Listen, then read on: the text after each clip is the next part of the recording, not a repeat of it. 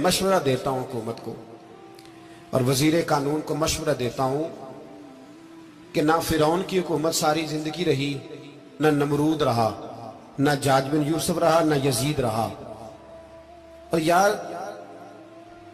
दरबारी बन के हुक्मरानों की चापलूसी करते करते तुम यहां तक आ गए हो कि अब नबी पाक की इज्जत को हाथ डालना शुरू कर दिया है। और आप यकीन करें सियासी जमातों का इतना बुरा हाल है कि इनके लीडर के बारे में कोई बात करे तो पागल हो जाते हैं ये एहतजाज कर करके। और उसने डायरेक्ट कह दिया कि खत्म नबूवत का मसला ही कोई नहीं, जो दीन की बुनियाद है, किसी को परवाह नहीं।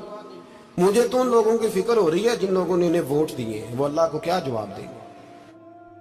और ये अल्लाह माशाल्लाह सारी सियासी जमातें इस तरह की। और मेरा वजीर कानून साहब को भी मशवरा है कि जिंदगी बड़ी थोड़ी है, बड़ी थोड़ी।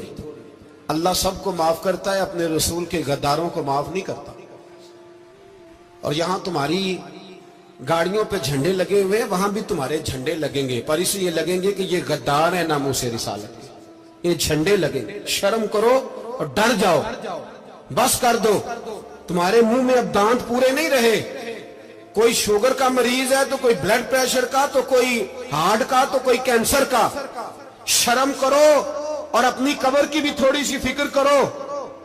बताओ पाकिस्तान के कितने सदर गुजरे, वजीर आजम गुजरे, तो उनकी कब्रें कहां हैं? कोई जाता है उनकी कब्रों पे? किसी को खबर है?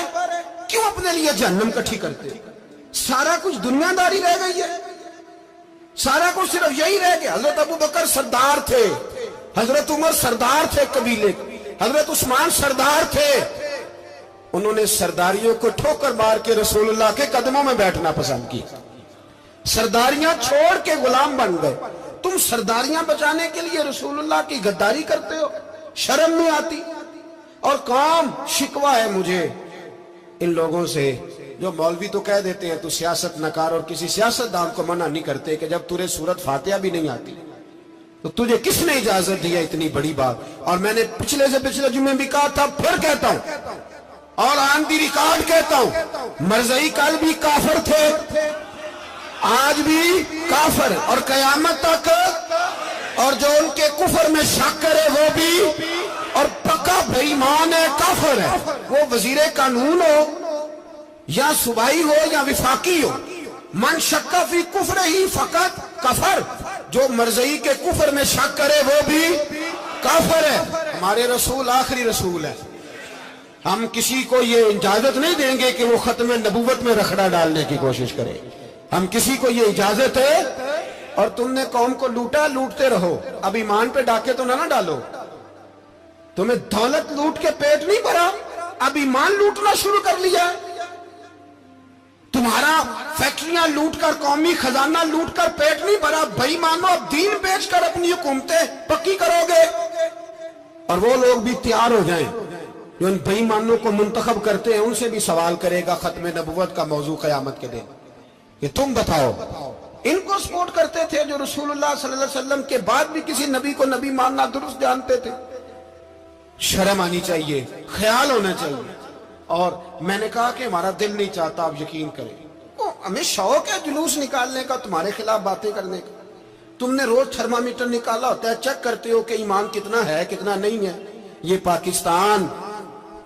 पाकिस्तान अगर सूबा सिंध है तो हजरत अब्दुल्ला शाह गाजी का है, अगर बलोचिस्तान है तो हजरत बाबा अब्दुल रहमान का है, और अगर पेशावर है तो वो सूफिया का है, और अगर ये धरती पंजाब है तो ये दाता अली अजमेरी की है, ये बाबा फरीदुद्दीन की है। इसमें किसी गद्दार को कब्जा करने की इजाजत बिल्कुल नहीं मिलेगी। और हम वो लोग भी नहीं जो चुप करके अंदर सोते रहे, कौम जो करती है करती रहे, हमें परवाह नहीं ना, ऐसी कोई बात नहीं। कोई बंदा ना समझे कि इन्हें होश नहीं, इन्हें पता नहीं, हमें सारा कुछ ही आता है। फिर अगर कल को कोई मुमताज कादरी पैदा हो गया तो शिकवा ना करना, कल को कोई फिर से आमिर चीमा निकल आया तो शिकायत ना करना, याद रखना।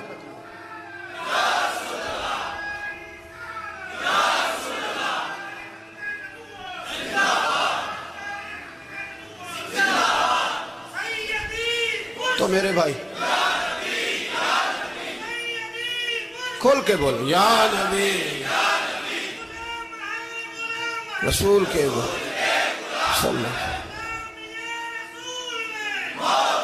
تو یہ مشورہ ہے.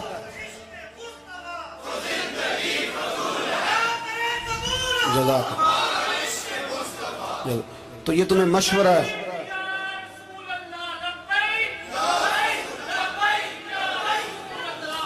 میری بات سنیں، یاد رکھیں، یہ لوگ بعد میں پچھتاتے ہیں، پھر مناظرے کراتے پھرتے ہیں اس نے صحیح کیا کہ غلط کیا، پھر انہیں ہوش آتی ہے بعد میں، پھر ان کے ہواری نکل کے میدانوں میں دلیلیں دیتے ہیں.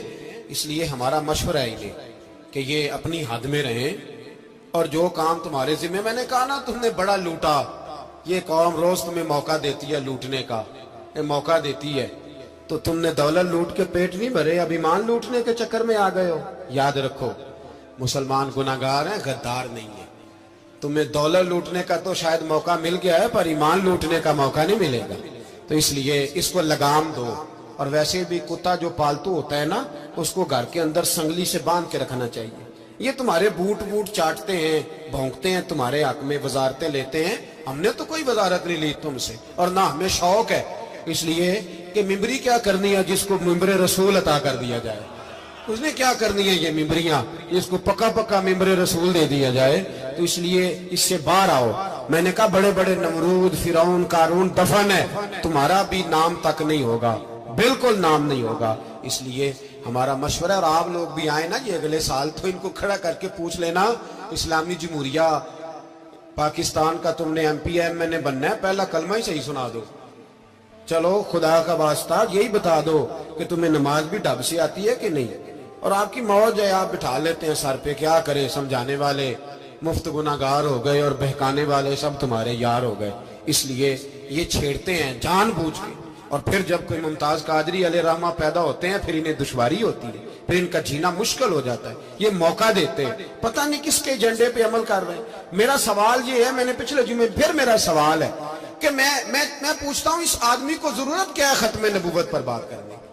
جب امت مسلمہ کے متفق کا فیصلہ ہے کہ مرزائی کافر، اسمبلی نے بل پاس کر دیا کہ